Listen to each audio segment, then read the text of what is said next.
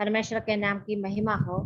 फिर से हम बहनों को इस सूम के माध्यम से जुड़कर परमेश्वर की नाम की महिमा करने के लिए एक और अवसर प्रभु ने हमारे जीवन में दिए, इसलिए मैं प्रभु को धन्यवाद देती हूँ।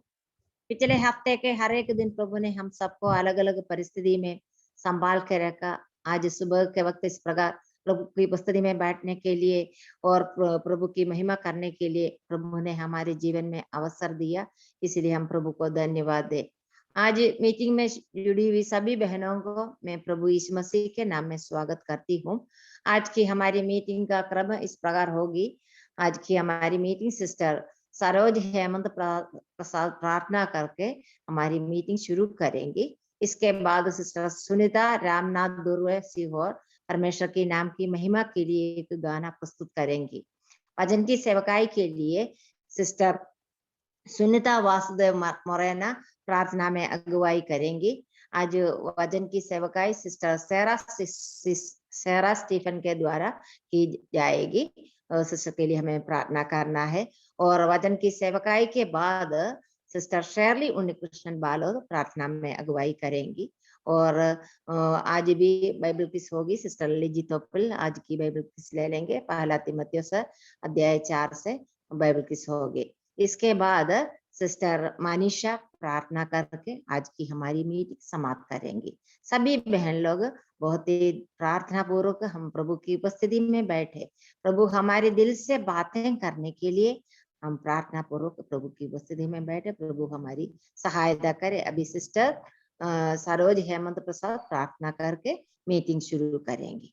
परमेश्वर के नाम की महिमा। आइए हम प्रार्थना करेंगे। धन्यवाद धन्यवाद धन्यवाद अनुग्रहकारी दयालु महान शक्तिमान जीत परमेश्वर, आपके चरणों में आते हैं प्रभु जी। हृदय से धन्यवाद देते हैं प्रभु जी। आज का ये दिन आपने हमको दिखाया प्रभु जी, जिंदों की जमीन पे रखा प्रभु जी, उसके लिए धन्यवाद देते हैं प्रभु जी, ताकि हम आपकी भक्ति में रहें, आपके नाम की महिमा स्तुति करते रहें प्रभु जी। तेरी दया चाहते हैं प्रेमी प्रभु जी। धन्यवाद देते हैं हम सब बहनों को प्रभु जी। बीते समय में आपने संभाल के रखा प्रभु जी, और फिर एक बार हमको मौका दिया कि हम आपके सन्मुख बैठ सकें प्रभु जी, आपकी महिमा स्तुति कर सकें प्रभु जी, आपका भजन गा सके प्रभु जी, आपका वचन सुनने पाए प्रभु जी। तेरी हम दया चाहते हैं प्रभु जी। तू महान शक्तिमान प्रभु जी है प्रभु जी, और इस आकाश के नीचे पृथ्वी के ऊपर तेरे जैसे कोई सच्चा जीता परमेश्वर नहीं है प्रभु जी। तेरे उस महान बलिदान के लिए धन्यवाद देते हैं प्रभु जी। तूने हम पापी मनुष्यों से प्रेम किया प्रभु जी, हमें पापों की दलदल की कीस से निकाल कर चट्टान पे खड़ा कर दिया। उसके लिए हम तुझे हृदय से लाखों लाख बार धन्यवाद देते हैं प्रभु जी। वो प्रभु जी तू हमसे प्रेम करने वाला प्रभु जी है, हमारी विनती निवेदन प्रार्थनाओं को सुनने वाला प्रभु जी है प्रभु जी। धर्मियों के ऊपर तेरी आंखें लगी रहती हैं, तू हमारी प्रार्थनाओं को सुनता है प्रभु जी। उसके लिए हम तुझको हृदय से धन्यवाद देते हैं प्रभु जी। प्रभु जी हम आज की मीटिंग के लिए आपसे विनती प्रार्थना करते हैं प्रभु जी, नेटवर्क को इश्यू ना होने पाए प्रभु जी, तेरी दया चाहते हैं। सिस्टर मर्सी के लिए प्रार्थना करते हैं जो लीड करती हैं प्रभु जी, उन पर तेरी दया हो प्रभु जी। बहन सुनीता के लिए जो भजन गाएंगी प्रभु जी, उनके लिए भी धन्यवाद देते हैं प्रभु जी। और प्रभु जी जो बहनें हम प्रार्थना करती हैं, सुनीता सिस्टर, शैली सिस्टर, मनीषा सिस्टर, सबको तेरे हाथों में सौंपते हैं पिता, तू दया करना। विशेष तौर से सारा सिस्टर को भी आपके हाथों में सौंपते हैं प्रभु जी। पवित्र आत्मा की अगुवाई में प्रभु जी वो हमको वचन सुनाने पाए प्रभु जी, हम तेरी भय भक्ति में प्रभु जी और आत्मा और सच्चाई में प्रभु जी तेरे वचन को सुनने पाए प्रभु जी। तेरी दया चाहते हैं, और हम सुनने वाले ही नहीं परंतु अपने जीवन में लागू करने वाले हों प्रभु जी। तेरी हम दया चाहते हैं प्रभु जी। प्रत्येक बहनें जो जुड़ी हैं प्रभु जी, हम सबके लिए धन्यवाद देते हैं प्रभु जी। सबको तू आशीषित करना, जो बहनें जुड़ना चाहती हैं उनको भी समय पे जुड़ने के लिए तू सहायता अगुवाई मदद करना प्रभु जी। और प्रभु जी सिस्टर लिजी के लिए भी धन्यवाद देते हैं प्रभु जी, जो कि उस करती हैं प्रभु जी और परिश्रम करती हैं प्रभु जी हमारी उन्नति के लिए, उसके लिए धन्यवाद देते हैं प्रभु जी। उनको भी आशीषित करना, हर एक बहनों को प्रभु जी तेरे हाथों में सौंप देते हैं प्रभु जी। हमारी इच्छा नहीं परंतु तेरी इच्छा पूरी हो। आदर स्तुति महिमा तुझको देते हुए मसीह यीशु के नाम से मांगते हैं, आमीन आमीन। धन्यवाद सिस्टर।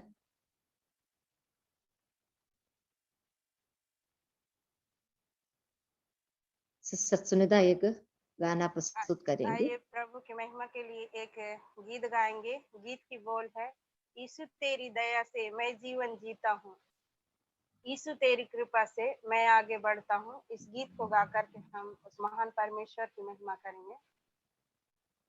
यीशु तेरी दया से मैं जीवन जीता हूँ, यीशु तेरी कृपा से मैं आगे बढ़ता हूँ, यीशु तेरी दया से मैं जीवन जीता हूँ, यीशु तेरी कृपा से मैं आगे बढ़ता हूँ। धन्यवाद धन्यवाद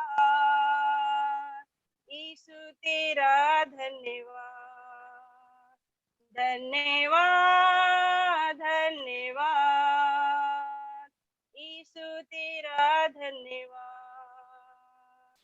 फूलों में रंग तूने डाला, पंछी को दाना तूने सिखाया, सागर से गहरा प्यार तेरा, आसमानों में है तू ऊंचा।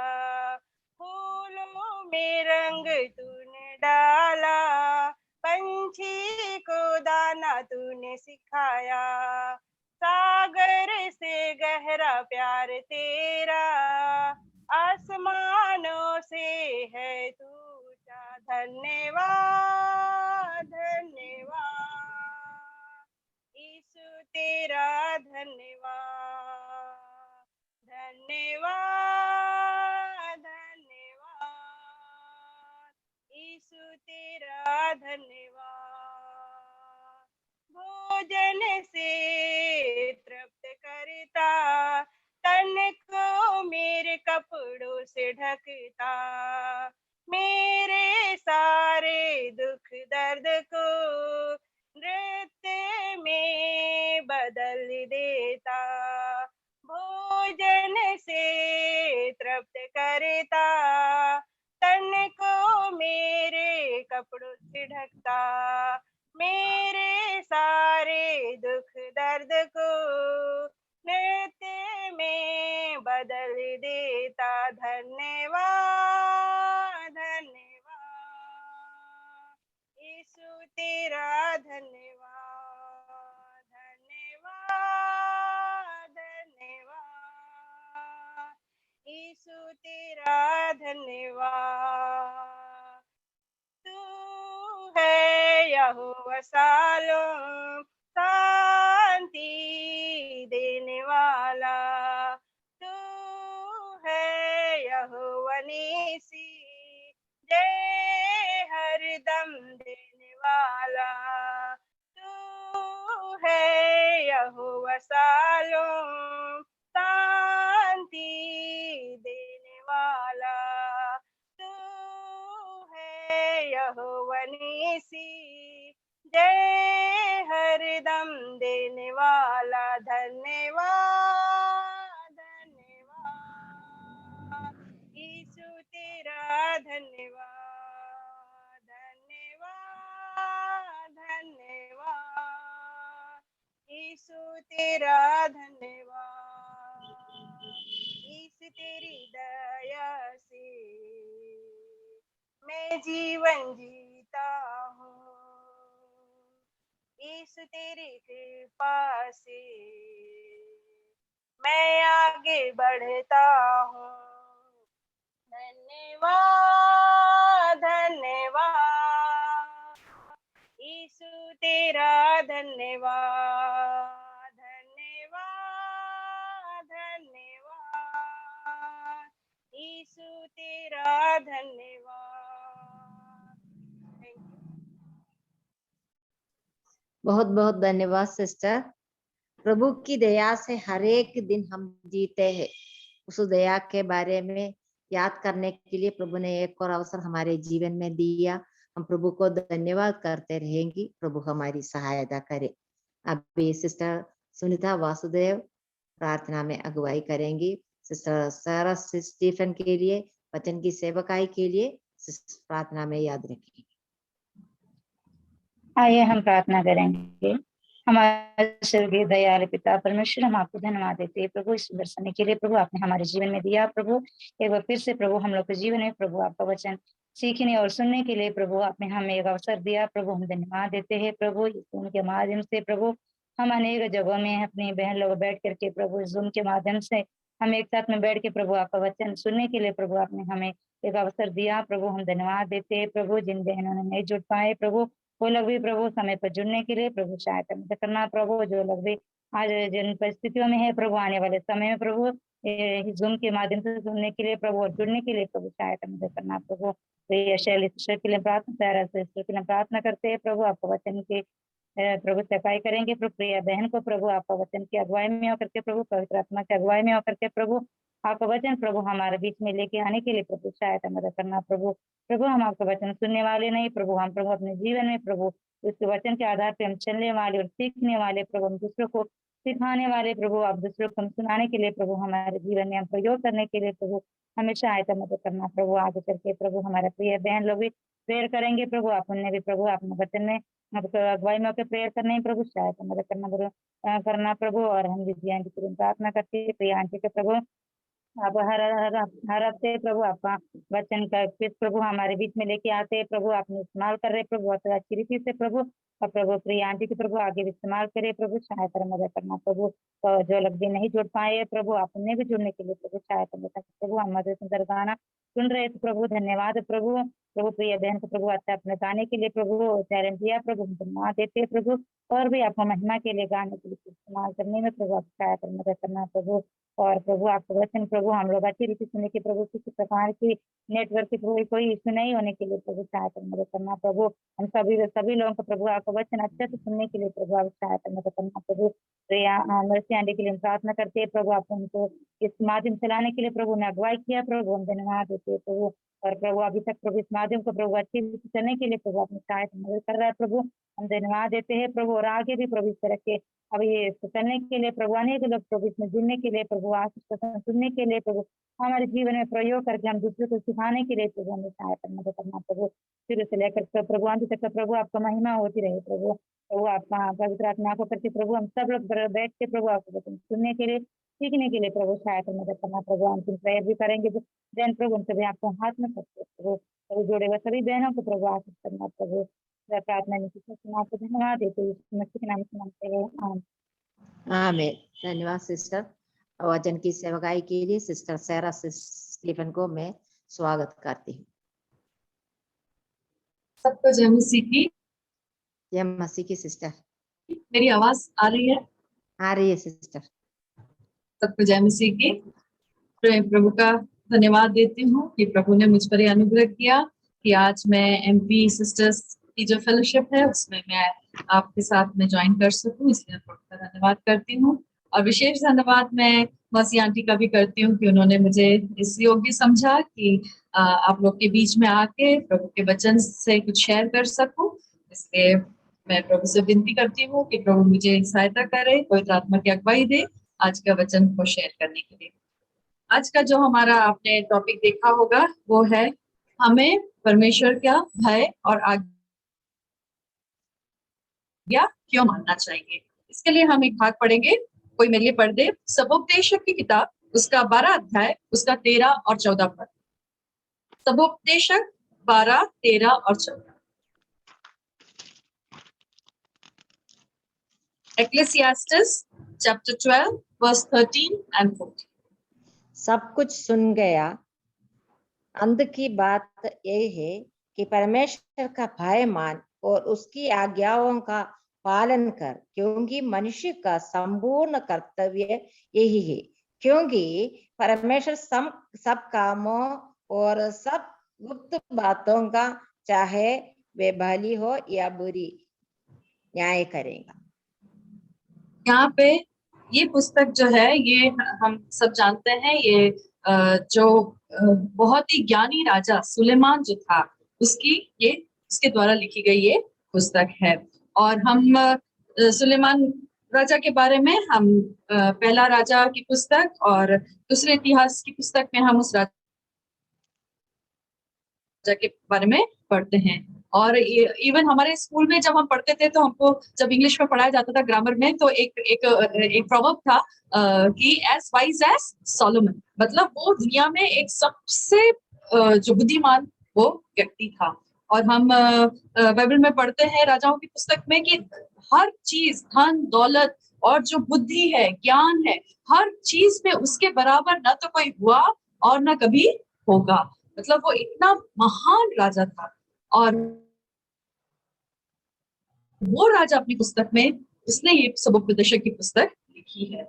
और ये पुस्तक को जो बाइबल के जो ज्ञानी और बड़े स्कॉलर्स हैं वो कहते हैं कि ये ज्ञानी राजा का एक थीसिस है। जैसे हम लोग स्कूल में जब बच्चे पढ़ते हैं या कॉलेजेस में पढ़ते हैं तो वो कोई भी एक विषय पे एक रिसर्च करते हैं ना, शोध करते हैं, और वो सारा रिसर्च करने के बाद जब उसका कंक्लूजन जो लिखते हैं, जो सार लिखते हैं, उसे हम कहते हैं थीसिस। तो इसी तरह से ये जो सबोपदेशक की पुस्तक है ये ज्ञानी राजा सुलेमान की थीसिस है। और इस राजा ने अपने जीवन में उसने हर प्रकार के सुख, आनंद, हर प्रकार की धन दौलत, विलासिता और सब कुछ उसने अनुभव किया। उसने जैसे उसका मतलब जीवन के बारे में आप पढ़ेंगे, मतलब हर चीज उसके पास बहुतायत से थी, और बड़े बड़े महल थे उसके पास, और नौकर चाकर और घोड़े, और आप देखिए मतलब इतना वो धनी राजा था।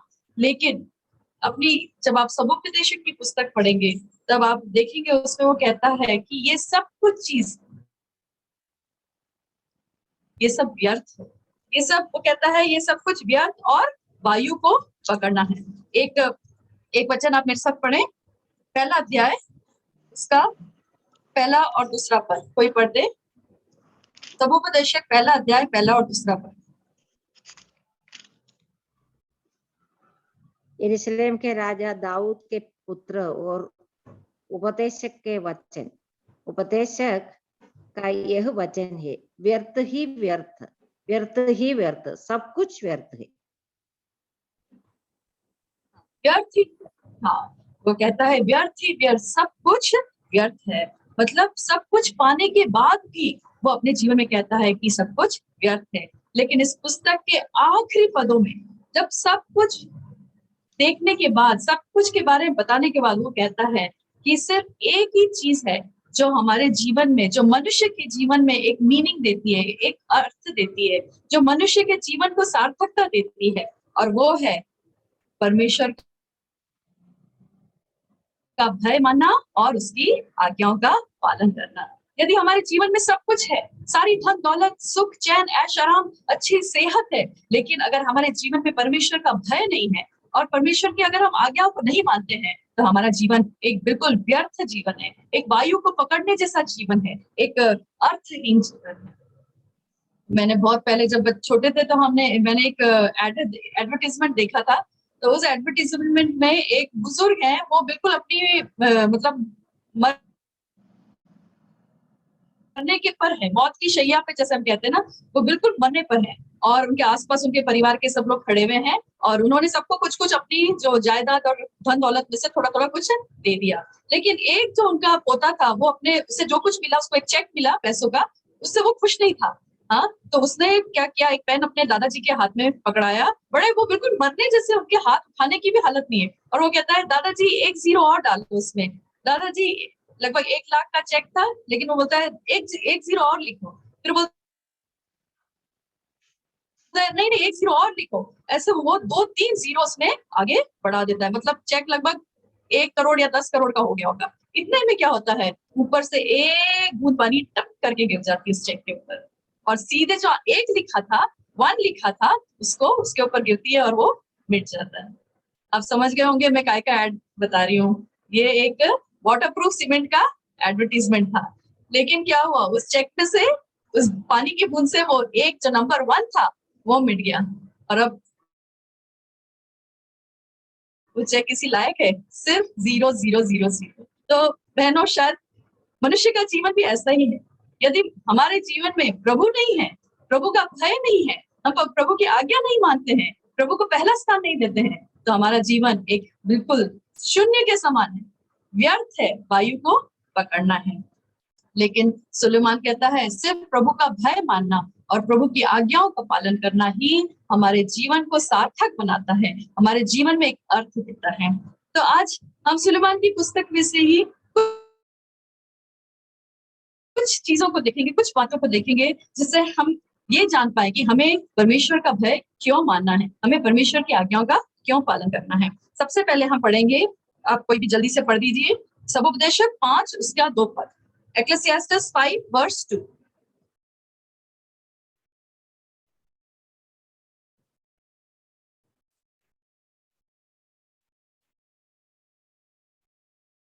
कोई भी बहन पढ़ दे जल्दी से।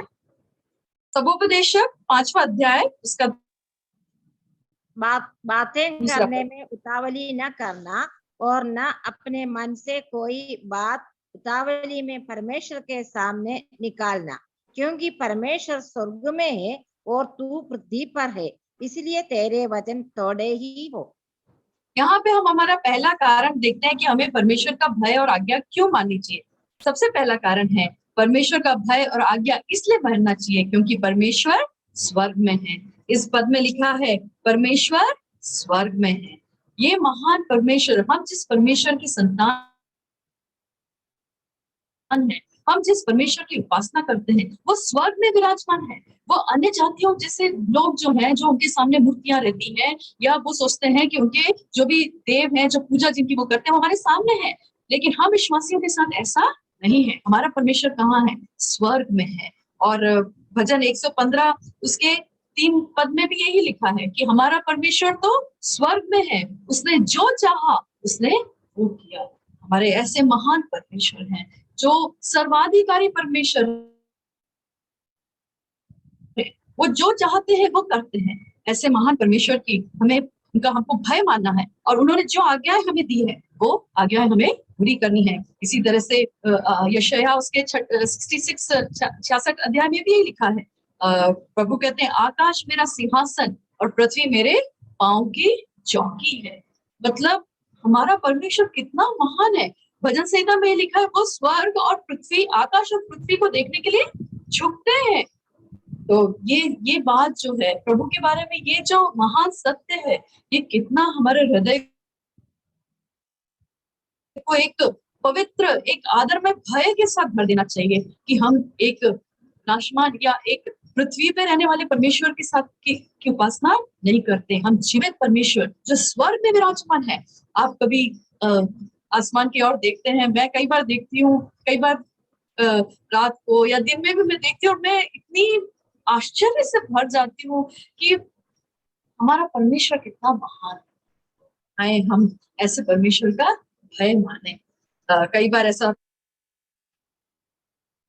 हम स्कूल में जाते हैं, है ना, हमारे बच्चों के प्रिंसिपल से मिलने जाते हैं, तो उनके सामने जब भी हम जाते हैं, हम इतने मतलब एक भय के साथ, एक बिल्कुल अटेंशन में और इतना अच्छे से हम उनके सामने जाते हैं। क्यों? कोई बड़े कोई नहीं है, वो सिर्फ एक स्कूल के प्रिंसिपल है, लेकिन उनकी पोजीशन प्रिंसिपल है हमारे बच्चों के स्कूल के, तो हमारे मन में एक आदर भाव आ जाता है, एक सम्मान आ जाता है, एक भय आ जाता है। तो प्रभु हमारा जो है, हमारा परमेश्वर जो इतना महान है, जो स्वर्ग में विराजमान है, उनके प्रति हमको एक बहुत ही आदरमय, श्रद्धामय भय रखना है और उनकी आज्ञाओं का पालन करना है। तभी हमारे जीवन में एक अर्थ, तभी उसका एक मीनिंग है। और वचन में लिखा है हम कौन है। इधर आप सबोपदेशक में की पुस्तक में ही आप पढ़ोगे, 3रा अध्याय उसके 20 पद में लिखा है मनुष्य क्या है। मैं पढ़ती हूँ, सब एक स्थान में जाते हैं, सब मिट्टी से बने हैं और सब मिट्टी में फिर मिल जाते हैं। हम कौन है? हम सिर्फ मिट्टी और कुछ नहीं। भजन संहिता 103 में भी प्रभु कहता है वो हमारी सृष्टि जानता है, उससे मालूम है कि मनुष्य मिट्टी है। तो हम मिट्टी सरे के मनुष्य, हमें उस जीवित परमेश्वर, महान परमेश्वर का कितना भय अपने जीवन में मानना चाहिए। तभी हमारे जीवन में एक सच्चा अर्थ होगा हमारे जीवन में। दूसरा, हम एक और कारण देखेंगे कि हमें परमेश्वर का भय क्यों मानना चाहिए। इसी पुस्तक में सबोपदेशक 8 उसका 17 पद,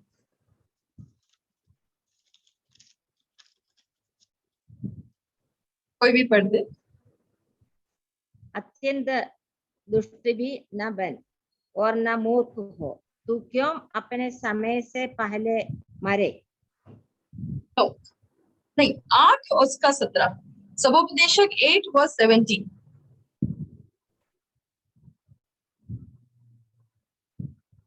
8 का 1 17, सबोपदेशक एक्लेसियास्टिस 8:17। 1 का 17। मैंने अपना मन लगाया कि बुद्धि का भेद लूं और बावलेपन और मूर्खता को भी जान लूं। मुझे जान पड़ा कि यह भी वायु को पकड़ना है। मैं पढ़ देती हूँ, सबोपदेशक 8 उसकी 17 पद। तब मैंने परमेश्वर का सारा काम देखा जो सूर्य के नीचे किया जाता है, उसकी था मनुष्य नहीं पा सकता। चाहे मनुष्य उसकी खोज में कितना भी परिश्रम करे तो भी उसको न जान पाएगा, और यद्यपि बुद्धिमान कहे कि मैं उसे समझूंगा तो भी वह उसे न पा सकेगा। यहाँ पे हम एक और एक कारण देखते हैं कि हमें परमेश्वर का भय और आज्ञा क्यों माननी चाहिए। यहाँ पे राजा सुलेमान कहता है कि उसने परमेश्वर का सारा कार्य जानने की कोशिश की, लेकिन मनुष्य परमेश्वर का कार्य की कोई भी था पा नहीं सकता है। इसलिए हमें परमेश्वर का भय, दूसरा जो कारण है वो इसलिए मानना है क्योंकि मनुष्य परमेश्वर के कार्य को कभी भी समझ नहीं सकता। हम परमेश्वर के कार्य को कितना भी समझने की कोशिश करें, हमारी बुद्धि सीमित है, हम कभी भी नहीं समझ पाएंगे कि परमेश्वर ने ऐसे महान कार्य कैसे किए। सबसे बढ़कर जो हमारी सृष्टि है, हाँ, प्रभु ने, हम देखते हैं परमेश्वर ने इस सृष्टि को बनाया है। भजन संहिता में लिखा है प्रभु ने आकाश और पृथ्वी और समुद्र और जो कुछ उसमें, वो सबकी सृष्टि की। क्या हम समझ सकते हैं प्रभु ने इसकी सृष्टि कैसे की? कभी भी नहीं। हमारी बुद्धि इतनी सीमित है कि ऐसे महान परमेश्वर के कार्यों को हम कभी भी नहीं समझ पाएंगे। और वचन में ये लिखा है कि उसने न सिर्फ सृष्टि की, पर उसने सारी जो सृष्टि है वो अपनी बुद्धि से बनाई है। प्रभु ने अपने विजडम में इस संसार की सृष्टि की। हमारे जो साइंटिस्ट है वो कहते हैं कि जो सूर्य है और धरती, हमारी जो अर्थ है, उसके अगर दूरी में अगर थोड़ा सा भी अगर वो पास हो जाता तो ये धरती पे सब कुछ जल के राख हो जाता, और अगर सूर्य हमारी धरती से थोड़ा दूर हो जाता तो सब कुछ ठंड में खत्म हो जाता। परमेश्वर का कैसा महान बुद्धि है, उसकी बुद्धि अगम है। ऐसे महान परमेश्वर के कार्य हम कभी भी नहीं समझ सकते। इसी पुस्तक में 11वें अध्याय और उसके 5वें पद में भी आप पढ़ें, जैसे तू वायु के चलने का मार्ग नहीं जानता और किस रीति से गर्भवती के पेट में हड्डियां बढ़ती है, वैसे ही तो परमेश्वर का काम नहीं जानता जो सब कुछ करता है। देखिए, हम सृष्टि हमारे आसपास की देखें, उससे बढ़कर हम हमारे शरीरों को देखें।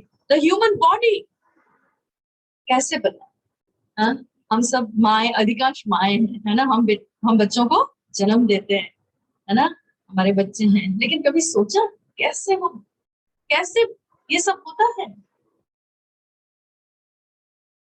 नहीं समझ सकते, लेकिन ये सब किसने किया है? परमेश्वर ने।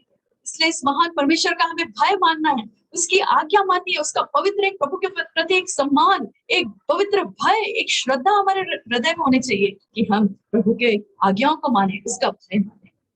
आप प्रभु के कार्यों को देखो, हम वचन में ही पढ़ते हैं जब एलिया नबी उस करीत नाले में था, वहां पे उसके पास उस नाले से वो पानी पीता था, लेकिन आपको मालूम है उससे खाना कैसे मिलता था? वहां पे लिखा है कि कौवे आके उसको रोटी देते थे। अब सोच सकते हैं कौवे खाना ला के दे। हम लोग जब स्कूल में थे, छोटे छोटे थे, तो हम लोग टिफिन ले जाते थे और अक्सर रिसेस के टाइम इतने सारे कौवे आते थे और किसी ना किसी बच्चे का टिफिन झपट के लेके जाते थे। तो कौवा एक चुराने वाला जानवर है, वो दूसरों का खाना चुराने वाला जानवर है, वो किसी को खाना खिला नहीं सकता। लेकिन परमेश्वर का कार्य देखिए, परमेश्वर ने ना केवल सृष्टि की है, परमेश्वर अपनी सृष्टि पे कंट्रोल रखते हैं। वो कौवे को भी कंट्रोल कर सकते हैं, उसको ऑर्डर कर सकते हैं, तुम जाके मेरे दास को क्या करो, उसे खाना खिलाओ, उसे खाना दो, जाके उसको रोटी दो। हमारा परमेश्वर कितना महान, इसके कार्य हमारी समझ बुद्धि से बाहर है, हम कभी भी नहीं समझ सकते। ऐसे परमेश्वर का हमें भय मानना है, एक पवित्र भय मानना है, उनकी आज्ञाओं का हमको पालन करना है। हम इसी तरह से हम जो तीसरा कारण है कि प्रभु का भय हमें क्यों मानना है, हम पढ़ेंगे उसके लिए तबोपदेशक उसका 3 अध्याय और 14 पद। Ecclesiastes chapter 3 verse 14। मैं पढ़ूंगी। मैं जानता हूं कि जो कुछ परमेश्वर करता है वह सदा स्थिर रहेगा, न तो उसमें कुछ बढ़ाया जा सकता है और न कुछ घटाया जा सकता है। परमेश्वर ऐसा इसलिए करता है कि लोग उसका भय माने। तीसरा कारण है कि हमें परमेश्वर का भय क्यों मानना है, परमेश्वर की आज्ञाएं क्यों हमें माननी है, वो ये है कि परमेश्वर के जो कार्य हैं वो अपरिवर्तनशील है। परमेश्वर जो कार्य करते हैं वो कभी भी बदल नहीं सकते हैं।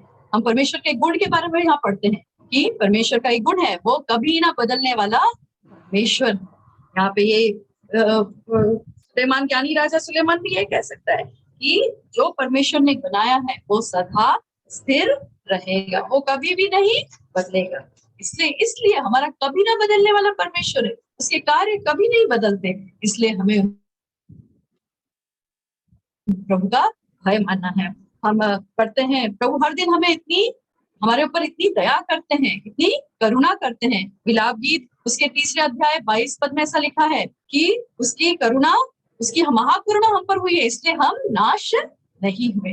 यदि हमारा परमेश्वर बदलने वाले परमेश्वर होते, हाँ, कभी तो क्या होता, हम कई बार पाप करते हैं, हम कई बार प्रभु का भय नहीं मानते, प्रभु की आज्ञाकारिता में अपना जीवन नहीं बिताते। तो प्रभु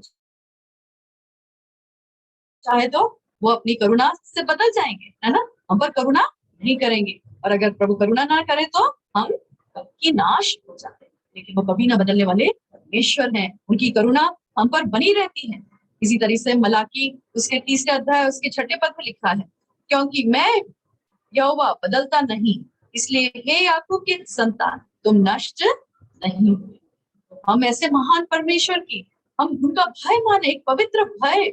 मनुष्य बदलता रहता है ना, और आसपास की चीजें हमारी बदलती रहती है, मौसम बदलते रहते हैं, है ना, सब कुछ बदलता है, लेकिन एक ही चीज है जो स्थिर है, जो अटल है, एक ही व्यक्ति है, और वो कौन है? जीवित परमेश्वर।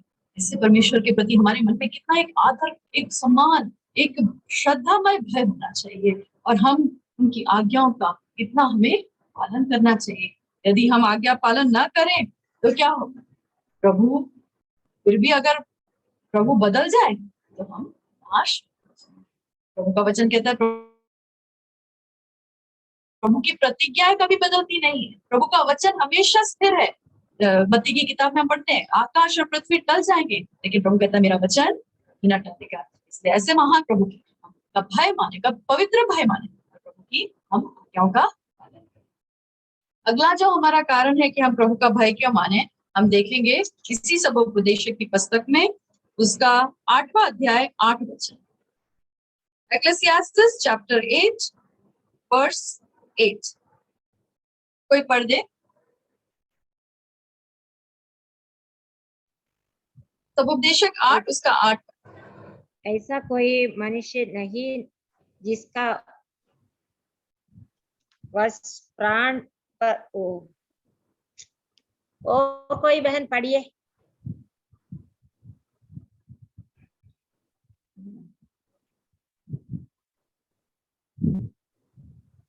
ऐसा कोई मनुष्य नहीं जिसका वश प्राण पर चले कि वह उसे निकलते समय रोक ले, और न कोई मृत्यु के दिन पर अधिकारी होता है, और न उसे लड़ाई से छुट्टी मिल सकती है, और न दुष्ट लोग अपनी दुष्टता के कारण बच सकते हैं। यहाँ पे हम हमारा चौथा कारण देखते हैं कि परमेश्वर का भय और आज्ञा हमें क्यों माननी चाहिए। हमें परमेश्वर का भय और आज्ञा इसलिए माननी चाहिए क्योंकि हमारा जीवन हमारे हाथों में नहीं है, हमारा जीवन परमेश्वर के हाथों में है। यहाँ हम देखते हैं ऐसा कोई मनुष्य नहीं है जो कह सके कि मेरा जीवन मेरे हाथों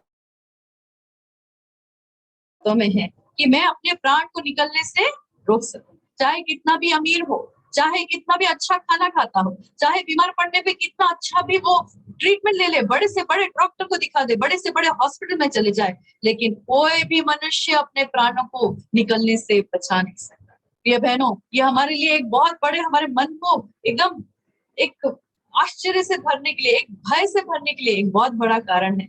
हमारा प्राण हमारे हाथों में नहीं है, हमारा प्राण जीवित परमेश्वर के हाथों में है, और इसलिए हमें इस परमेश्वर का पवित्र भय मानना है, इस परमेश्वर की पवित्र आज्ञाओं को मानना है।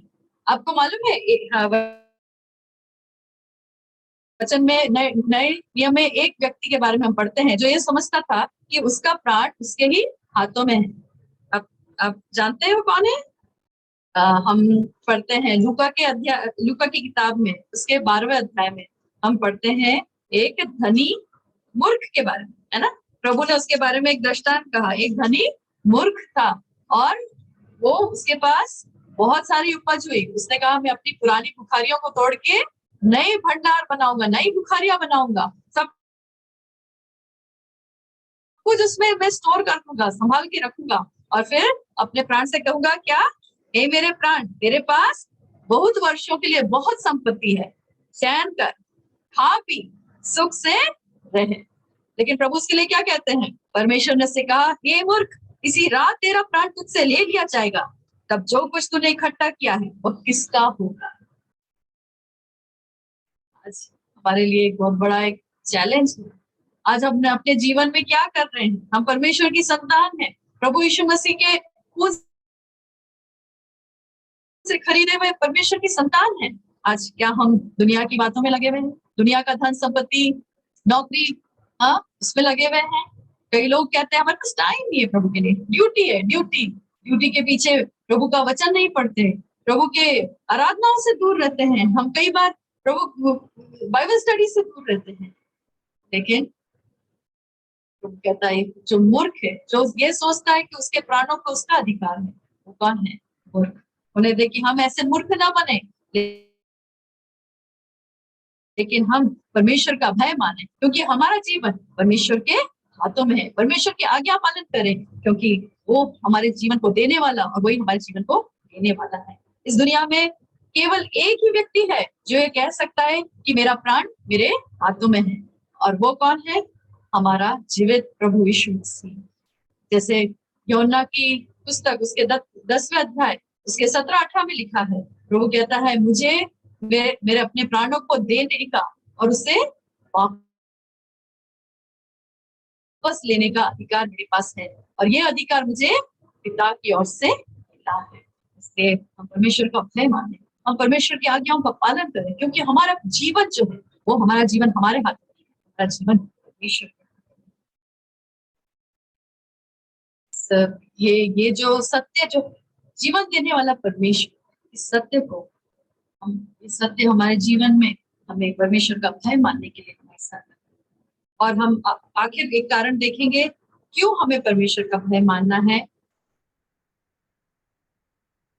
वो है, हम पढ़ेंगे समुपदेशक उसका 12वां अध्याय उसका 14वां पद, एक्लेसियास्टिस चैप्टर 12 वर्स 14।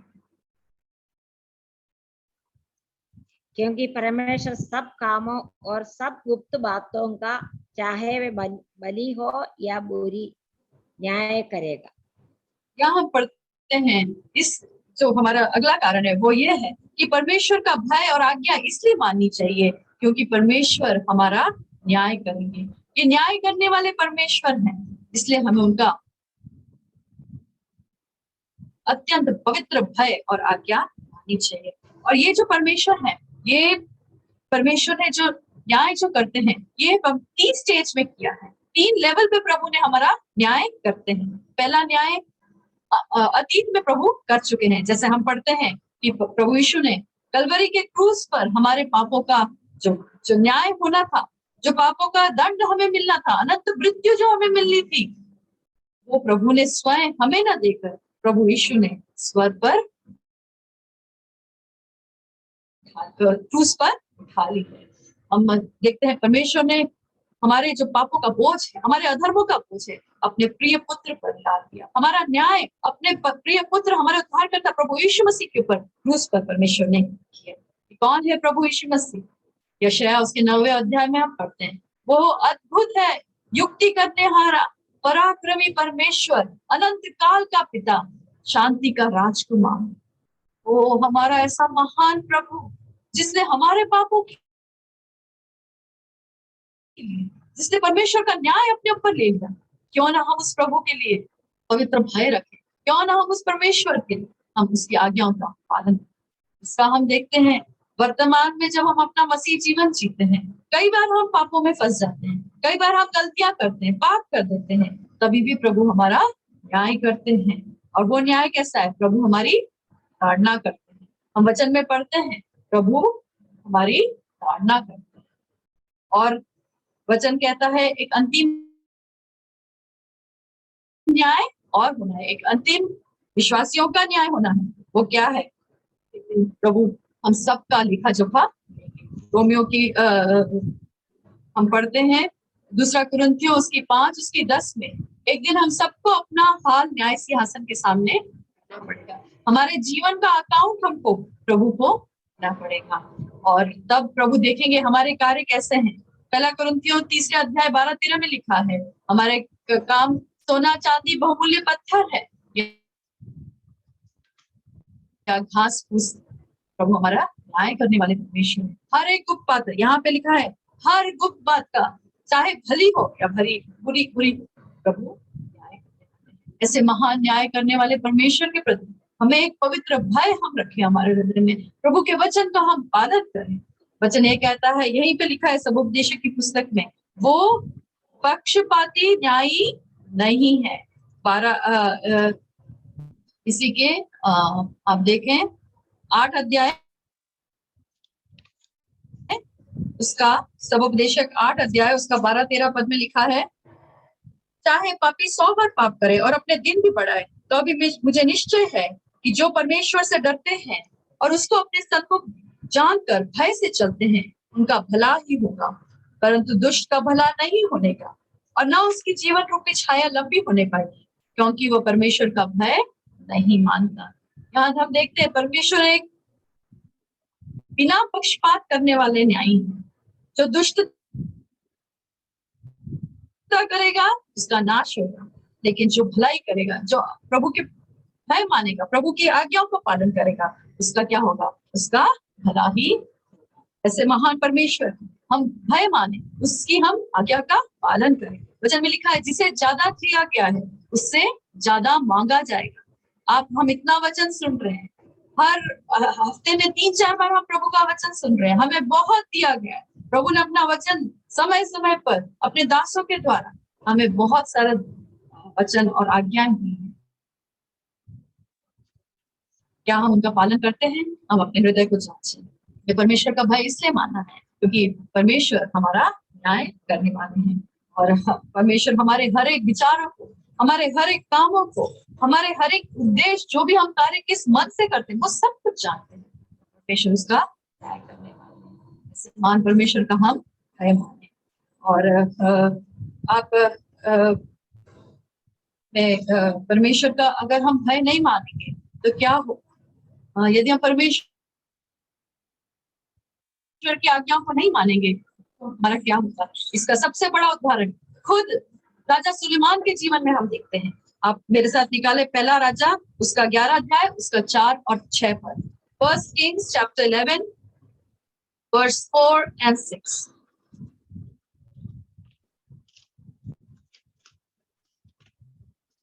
क्या हम पढ़ते हैं, अतः जब सुलेमान बूढ़ा हुआ तब उसकी स्त्रियों ने उसका मन पराये देवताओं की ओर बहका दिया और उसका मन अपने पिता दाऊद के समान अपने परमेश्वर यहोवा पर पूरी रीति से लगा न रहा। 6 पद, इस प्रकार सुलेमान ने वह किया जो यहोवा की दृष्टि में बुरा है और यहोवा के पीछे अपने पिता दाऊद के समान पूरी रीति से न चला। यह हमारे लिए एक वार्निंग है। सुलेमान ने इतना अपने जीवन में सब कुछ अनुभव किया और अपने जीवन का सार उसने ये लिखा कि परमेश्वर का भय मान और उसकी आज्ञाओं का पालन कर। लेकिन हम यहाँ एक बहुत ही दुखद बात देखते हैं, एक बहुत सैड जो इवेंट है, सैड एंड। वो क्या है कि सुलेमान उनका मन परमेश्वर की आज्ञा पालन करने से फिर गया। उसने वो किया जो परमेश्वर ने मना किया था। परमेश्वर ने निर्गमन और व्यवस्था की पुस्तकों में लिखा है, परमेश्वर ने कहा है जहां तुम जिस देश में जाओगे उस देश के आसपास के जो भी जातियां हैं उनकी स्त्रियों में से कभी भी तुम ब्याह नहीं करना, क्योंकि वो तुम्हारे मन को अपने परमेश्वर के पीछे चलने से फेर देगी। लेकिन सुलेमान के जीवन में यही चूक हो गई, यही आज्ञा को मानने में उसकी, और हम आगे देखते हैं कि उसका अंत एक बहुत ही ये बहनों, हम सुलेमान के जीवन से ये हम एक सबक लें कि हम अपने जीवन में हम ऐसी गलती हम ना करें। लेकिन परमेश्वर जो महान है, परमेश्वर जो स्वर्ग में है, परमेश्वर जो जिनके कार्य हम कभी समझ नहीं सकते, ऐसे महान परमेश्वर जो जिनके कार्य अपरिवर्तनशील हैं, जो कभी न बदलने वाला परमेश्वर है, और ऐसे परमेश्वर जिसके हाथ में हमारा जीवन है और हम वो जीवन देने वाला परमेश्वर है, और ऐसे परमेश्वर जो हमारा न्याय करने वाले हैं, जो न्यायी परमेश्वर है, हम उनका पवित्र भय मान, हम उनकी आज्ञाओं का पालन अपने जीवन में। आज्ञा पालन के लिए मैं 2-3 बातें आपको बताना चाहती हूँ। हमें क्यों परमेश्वर की आज्ञा का पालन करना है? हाँ, वो इसलिए करना है क्योंकि आज्ञा पालन से परमेश्वर प्रसन्न होते हैं। पहले शमूएल की किताब उसके 15 उसके 22 में लिखा है, परमेश्वर होम बलि और मेल बलि से ज्यादा अपनी आज्ञाओं का पालन करने से प्रसन्न। दूसरी बात, परमेश्वर की हम जब आज्ञाओं का पालन करते हैं वो हम इनडायरेक्टली परमेश्वर को ये बताते हैं, प्रभु को ये बताते हैं कि हम प्रभु से प्रेम करते हैं। यूहन्ना उसका 14 अध्याय उसकी 15 आयत आप पढ़ेंगे, जॉन चैप्टर 14 वर्स 15, उसमें लिखा है कि हमारा आज्ञा मानना यह दिखाता है कि हम प्रभु से प्रेम करते हैं। प्रभु कहते हैं यदि तुम मुझसे प्रेम रखोगे तो मेरी आज्ञाओं को मानोगे। तो प्रभु को यदि सच्चाई से हम प्रेम करते हैं तो हम प्रभु की आज्ञाओं को मानेंगे। और जो तीसरा पद है वो किसी सबोपदेशक की पुस्तक में लिखा है, हम निकालें सबोपदेशक उसका 5वां अध्याय उसका 15 पद, एक्लेसियास्टिस चैप्टर 5 वर्स 15। आपके लिए पढ़ देती हूँ। जैसा वो माँ के पेट से निकला वैसा ही लौट जाएगा, नंगा ही जैसा आया था और अपने परिश्रम के बदले कुछ भी नहीं पाएगा, जिसे वो अपने हाथ में ले जा सके। यहाँ यानी राजा सुलेमान लिखते हैं, हम जैसे आए हैं नंगे आए हैं अपनी माँ के पेट से, और हम वापस नंगे लौट जाएंगे, कुछ नहीं ले जाएंगे, लेकिन सिर्फ एक चीज हम अपने साथ लेके जाएंगे। वो क्या है? हमारा पवित्र परमेश्वर के प्रति हमारा पवित्र भय, और हमने परमेश्वर की आज्ञाओं को माना है। ये जो प्रभु की ओर से जो ये बातें प्रभु ने हमें दी है, ये ही हम अपने साथ हम लेके जाएंगे। प्रकाशित वाक्य में लिखा है कि जो प्रभु में मरते हैं वो अपने कार्य अपने साथ लेके, तो हमारे ये जो कार्य है, जो प्रभु का भय मानने का कार्य, प्रभु की आज्ञा मानने का कार्य, यही हम अपने साथ लेके जाएंगे। प्रभु हमारी सहायता करें कि हम इन कारणों की वजह से हम परमेश्वर का भय माने। मैं अपना मैसेज एक छोटी सी घटना के साथ खत्म करना चाहती हूँ। मैंने एक कहानी सुनी, बहुत पुरानी है। एक छोटा बेटा अपने घर के बाहर खेल रहा था, और खेलते खेलते वो ऐसे आसमान में उसने देखा, और उसने देखा आसमान में एक बादल की एक लकीर सी उसने देखी, और उसके सामने काला काला कुछ उसको दिख रहा था। तो झट से उसने अपने पापा को बुलाया, पापा पापा इधर आओ, ये देखो क्या आसमान में क्या दिख रहा है। पापा समझ गए। उसने बोला, पापा ने अपने बेटे को बोला, बेटा ये एक जेट प्लेन है ना, एक बड़ा हवाई जहाज है, तो वो हवाई जहाज जा रहा है और उसके पीछे से धुआं निकल रहा है। तो बोला, अरे पापा ये तो कितना छोटा है। तो उसके पापा बोले, हाँ बेटा। तो ये तो कुछ दिन बीत गए। कुछ दिनों बाद वो लोग एक बड़े शहर में गए, और वहां पे वो लोग जा रहे थे, तो वो एक एयरपोर्ट की साइड में थे, और वहां एयरपोर्ट के बाहर वहां पे उस बच्चे ने देखा बड़े बड़े हवाई जहाज। तो उसने बोला, पापा देखो ये हवाई जहाज, ये तो कितना बड़ा है। उसके बेटे ने पापा ने बोला, हाँ बेटा ये एयरपोर्ट है, यहाँ पे हवाई जहाज आके रुकते हैं। तो वो बेटा बोला, पर पापा उस दिन तो हमने आसमान में कितना छोटा सा हवाई जहाज देखा था, ये तो कितना बड़ा है। उसके पापा ने बोला, बेटा उस टाइम जब तुमने देखा था वो हवाई जहाज बहुत दूर था, आसमान में था, इसलिए वो छोटा लग रहा था। लेकिन अभी हम यहाँ पे एयरपोर्ट के पास में है, आप हवाई जहाज के पास से देख रहे हो, वो बहुत वाकई में इतना बड़ा है। हवाई जहाज उतना छोटा नहीं है, वो बहुत बड़ा है। कदाचित प्रियो, हम प्रभु को ऐसे ही देखते हैं, कई बार हम प्रभु को दूर से देखते हैं, प्रभु से दूर रहते हैं। जब हम प्रभु से दूर रहते हैं तो हमको प्रभु बहुत छोटे लगते हैं, है ना। हमको परमेश्वर, हम जितने हमने जैसे देखा प्रभु कितने महान है, लेकिन जब हम प्रभु से दूर रहते हैं तो हम प्रभु को छोटे लगते हैं। और हम उस रीति से, उस पवित्र भय से, उस आदर के भय से, उस सम्मान के भय से हम प्रभु को नहीं मानते। लेकिन हम जब प्रभु के सामने समय बिताते हैं, वचन के साथ प्रार्थना में जब हम समय बिताते हैं, तब हम देखते हैं हमारा प्रभु कितना महान है। आज सबोपदेशक की पुस्तक से हमने देखा हमारा प्रभु कोई मनुष्य नहीं है, हमारा प्रभु कोई साधारण इंसान नहीं है, हमारा प्रभु इतना महान परमेश्वर है। उन्हें देख कि हम सब मिलकर ऐसे महान परमेश्वर से प्रेम करें, परमेश्वर का पवित्र भय माने और परमेश्वर की आज्ञा को पालन करें। प्रभु से मेरी यही विनती है, पवित्र आत्मा इन वचनों को हमारे हृदयों में और हमारे जीवन में इन वचनों के अनुसार अपना जीवन जीने के लिए प्रभु हमारी सहायता। प्रभु के नाम पर धन्यवाद। बहुत बहुत धन्यवाद सिस्टर। हमें परमेश्वर का भय क्यों मानना है, इस विषय के आधार पर कुछ बातों को सिस्टर ने आज हमको समझाया। सबोपदेशक के पुस्तक से हमें कुछ बातों को समझने के लिए प्रभु ने सहायता किया। उस सुने हुए वचन के आधार पर जीने के लिए प्रभु हमारी सहायता करे। सुने हुए वचन के आधार पर सिस्टर शर्ली उन्नीकृष्ण अभी प्रार्थना में अगुवाई करेंगी। आइए हम प्रार्थना करेंगे। हे पिता परमेश्वर, इस समय के लिए हम धन्यवाद देती हूँ। आज का एक और दिन हमारे जीवन में अब दिया है, इसलिए धन्यवाद देती हूँ। हमारा परमेश्वर कितना महान पवित्र पवित्र परमेश्वर है। एक बार और सुनने के लिए हम लोग को आप सहायता किया, इसलिए धन्यवाद देती हूँ। प्रिय सिस्टर को अब आपका बहुमूल्य वचन अब दिया है, इसलिए धन्यवाद देती हूँ प्रभु जी। हाँ प्रभु जी, आपका वचन, आपका आज्ञा मानते हुए, आपका प्रभु जी आपका भय मानते हुए हमारे जीवन में, हाँ प्रभु जी, हम जीवन बिताने के लिए हम लोग को सहायता करना प्रभु जी। हमारा परमेश्वर हमें सृष्टि किया है, इसलिए हम धन्यवाद देती हूँ प्रभु जी। हाँ प्रभु जी, आपका कार्य हम देखने से प्रभु जी हम कुछ भी नहीं है प्रभु जी, हम बुद्धि से कम है, हम प्रभु जी ज्यादा पढ़े लिखे नहीं। हाँ प्रभु जी, आप हमारे जीवन में है, इसलिए हम सब कुछ कर सकते हैं प्रभु जी। हाँ प्रभु जी, हम आपका महानता के बारे में हम देख रहे थे प्रभु जी। हमारा परमेश्वर कितना महान है, हमारा परमेश्वर हमारे साथ रहने वाला परमेश्वर है।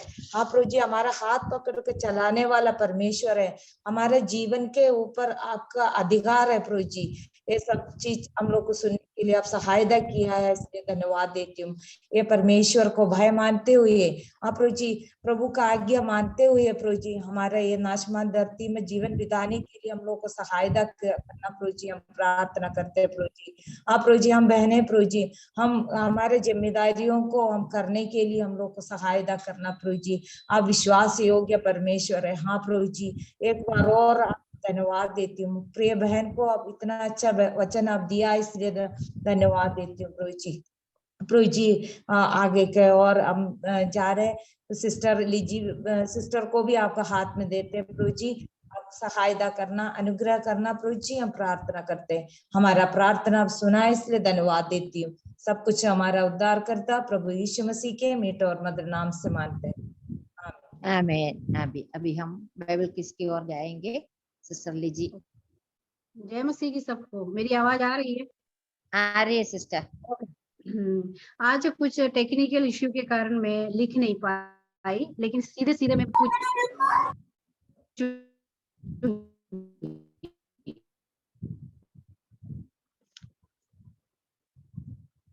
सब लोग रेडी है ना? सबसे पहला क्वेश्चन है, भोजन धन्यवाद सा खाएं, ये सच है या गलत? परमेश्वर को धन्यवाद दे के खाएं। सही है, सही है। यस। सेकंड क्वेश्चन है, भोजन किस प्रकार शुद्ध हो जाती है? प्रार्थना वचन के अनुसार प्रार्थना के द्वारा। धन्यवाद प्रार्थना करते हैं तो शुद्ध होता है। Yes okay very good. Third question है, किन से तिमोथियुस को अलग रहने के लिए कहा गया? किन चीजों से, किन से अलग रहने को कहा? अशुद्ध और बूढ़ियों की कहानियों से। हाँ, अशुद्ध और बूढ़ी बूढ़ी कहानियों को। की कहानियां जो है परमेश्वर का वचन बोलेंगे तो नहीं बोलना है ना। शुद्ध परमेश्वर का वचन सुनाने के लिए तिमोथियुस को पौलुस बताता है। और तिमोथियुस, नेक्स्ट वाला, तिमोथियुस को किस चीज की साधना करने को? भक्ति की साधना करना है। करेक्ट की साधना। यस। हमारी आशा किस पर है? हमारी आशा हम जीवते परमेश्वर, प्रभु यीशु मसीह के दोबारा आगमन पर। आशा किस पर है? किस पर? परमेश्वर पर, जीवते परमेश्वर पर। नेक्स्ट क्वेश्चन, तिमोथियुस को चौकसी किस बात की करनी थी? चौकसी किस बात की करने को बोला? अपने और अपने उपदेश की चौकसी करना। अपने उपदेश की चौकसी करना है, मतलब हम लोग जो उपदेश बताते हैं उसके अनुसार अकॉर्डिंग अपन को जीना है, और चौकसी उसका भी करना, उपदेश की। ओके। तिमोथियुस को निश्चित मत रहने को कहा।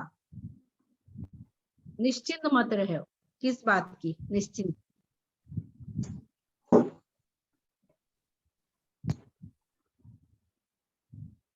वरदान के प्रति। हाँ यस, करेक्ट आंसर है। वरदान के प्रति निश्चिंत मत रहो। और ये लास्ट क्वेश्चन है, कोई तेरी डैश को तुच्छ ना समझे पाए। कोई तेरी कोई तेरी जवानी को तुच्छ ना समझे। हाँ, मतलब तिमोथियुस बूढ़ा था या जवान? जवान हो गए। जवान व्यक्ति। तो आप सबने अच्छा आंसर दिया है, जल्दी फटाफट दिया है।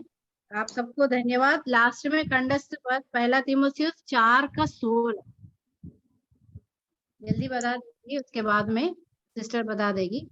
अपने और अपने उपदेश की चौकसी रख, इन बातों पर स्थिर रह, क्योंकि यदि ऐसा करता रहेगा तो तू और अपने सुनने वालों के लिए भी उद्धार का कारण होगा। पहला तिमोथियुस 4:16।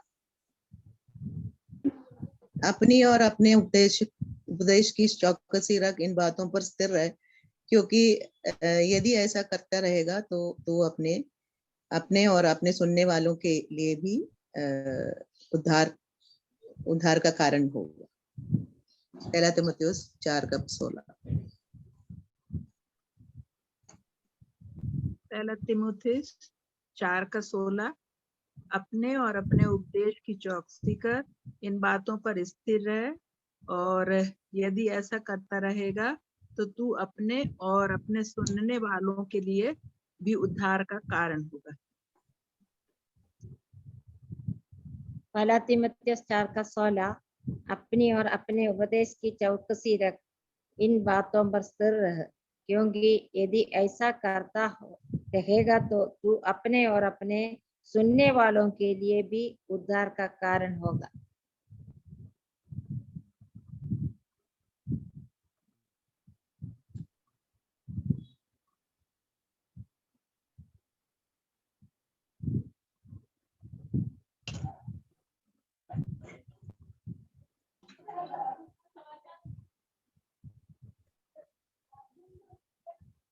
अपनी और अपने उपदेश की चौकसी रख, इन बातों पर स्थिर रह, क्योंकि यदि ऐसा करता रहेगा तो तू अपने और अपने सुनने वालों के लिए भी उद्धार का कारण होगा।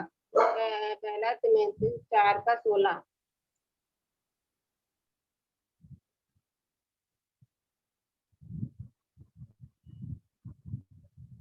अब कोई नहीं है, इससे लग रहा है। सबको बहुत बहुत धन्यवाद। हमें प्रार्थना करना है, हमारे अगले हफ्ते की मीटिंग के लिए प्रार्थना करना है। अगले हफ्ते सिस्टर लिजी तोपिल वचन की सेवकाई करेंगी, सिस्टर के लिए प्रार्थना करना है। अभी सिस्टर मनीषा 2 शब्द बोल के प्रार्थना करके आज की मीटिंग समाप्त करेंगी।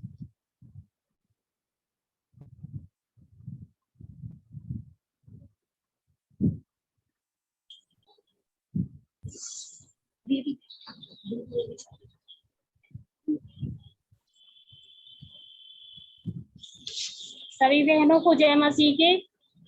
आज फिर के मुझे एक बार प्रार्थना करने का मौका मिला, प्रभु को धन्यवाद देती हूँ और सभी बहनों को धन्यवाद देती हूँ जो हमारे लिए, हमारे परिवार के लिए प्रार्थना किया, इसके लिए भी धन्यवाद। आंटी के लिए भी धन्यवाद देती हूँ जो हमें फोन कर करके बता रही थी और वचन प्रभु के बारे में बता रही थी, मैं उनके लिए भी धन्यवाद, उनके परिवार के लिए भी धन्यवाद देती हूँ। कटरी से सिस्टर ने भी, उन्होंने मुझे बहुत समझाया प्रभु के बारे में, मगर हम मिट्टी के हैं तो हमारा सब धूलनगर में बोल रही थी प्रभु हमारा, हमें विश्वास परमेश्वर पे है, हमारा परमेश्वर जरूर लाएगा। प्रभु को हम धन्यवाद देते हैं। आइए हम प्रार्थना करें।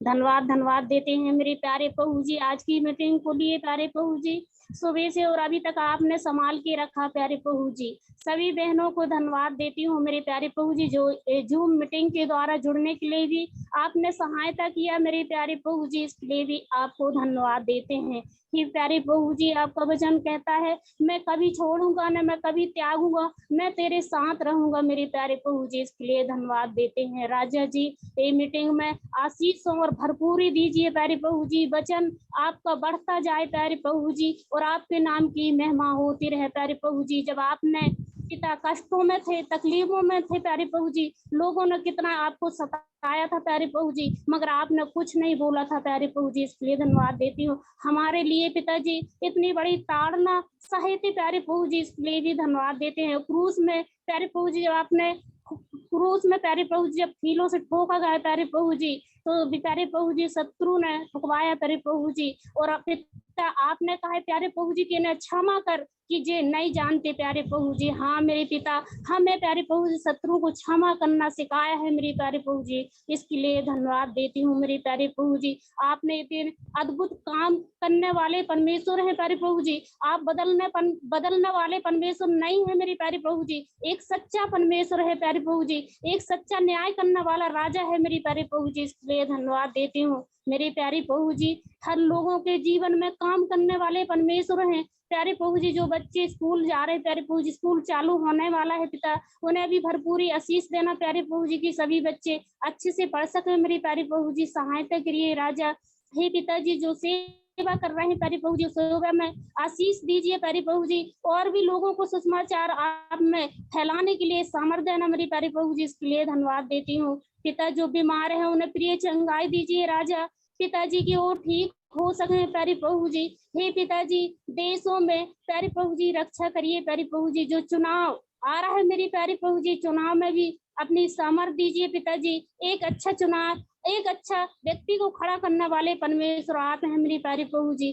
आप सहायता करिए, आप मदद करिए मेरी प्यारे प्रभु जी। जो मीटिंग का प्यारे प्रभु जी 2 साल पूरा होने जा रहे प्यारे प्रभु जी, मीटिंग में आशीष और अनुग्रह देना मेरी प्यारे प्रभु जी। जो आज के वचन में जो बहन बोली प्यारे प्रभु जी, वचन आप हृदय में बोना मेरे प्यारे प्रभु जी, एक आशीष लाना मेरी प्यारे प्रभु जी, उनके परिवार को आशीष अनुग्रह देना प्यारे प्रभु जी, इसके लिए धन्यवाद। अंकल आंटी के लिए सहायता करिए प्यारे प्रभु जी, उन पे और भी आगे बढ़ने के लिए सामर्थ्य देना मेरे प्यारे प्रभु जी, इसके लिए धन्यवाद देते हैं। और प्यारे प्रभु जी, जितनी बहनें जहाँ से जुड़ी मेरी प्यारे प्रभु जी, उन पर भी आशीष और अनुग्रह और अपनी महिमा देना मेरे प्यारे प्रभु जी। मैं अपने परिवार को भी आशीष अनुग्रह दीजिए पिता, हम आगे फलते और फूलते और आगे और आपके वचन में और आपके कार्य में बढ़ते जाए मेरे प्यारे प्रभु जी। कितनों भी तकलीफ, कितनों भी संकट प्यारे प्रभु जी, मगर आप में प्यारे प्रभु जी मजबूती से खड़े होने के लिए सामर्थ्य देना मेरे प्यारे प्रभु जी, इसके लिए धन्यवाद देते हैं राजा जी।